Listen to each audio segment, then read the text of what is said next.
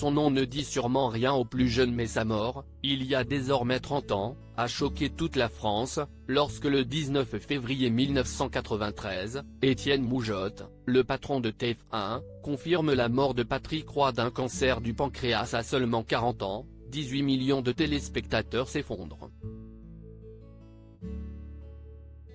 Comment peut-on mourir si jeune et si rapidement? En coulisses, CIST sa compagne, Karine, qui est effondrée. Quelques jours avant son décès, celui-ci lui promettait encore une vie commune, un mariage et un bébé, qu'il voulait à tout prix.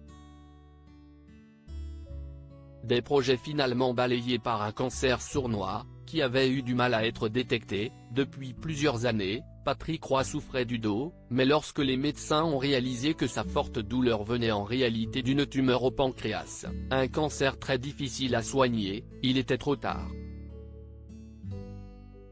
Selon Paris Match, qui avait réalisé un beau portrait de l'animateur d'une famille en or ou du juste prix avant sa mort, Karine était pourtant destinée à être celle qui le rendrait heureux encore longtemps. Le couple s'est rencontré à la fin de l'année 1991 et nage dans le bonheur. Un été 92. Le dernier été du bonheur.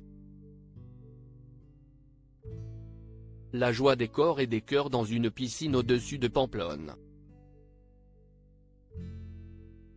Karine et Patrick se sont rencontrés il y a un peu plus de 8 mois. Pour Patrick, c'était, à 40 ans, la certitude d'un avenir radieux. Il considérait Karine comme la femme de sa vie, celle qui devait lui donner un enfant, raconte-t-il.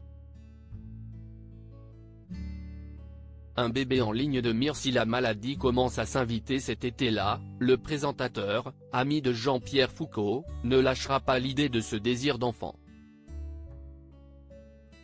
Même à l'hôpital, ses projets sont clairs, il sera enfin temps de faire un bébé. Il en parle comme de son prochain bonheur. Et tout s'organise à merveille, selon lui, sûr de revenir prochainement à la télévision. Mais presque tout de suite les médecins comprennent que son retour ne se fera pas, très rapidement, ils le savent condamné en effet, mais ne lui en parlent pas pour ne pas l'affoler. S'ils n'ont aucun doute sur l'issue de la maladie, ils lui proposent tout de même des séances de chimiothérapie et CIST le début d'une descente aux enfers qui durera 3 mois. Quelques jours avant sa mort, alors que sa 3e session de chimio s'était finie, il en était toujours persuadé, la guérison était possible, et continuait ses projets, épouser sa belle Karine, retomber dans l'anonymat après ses obsèques, et acheter une Porsche. Malheureusement, il n'aura pas eu le temps.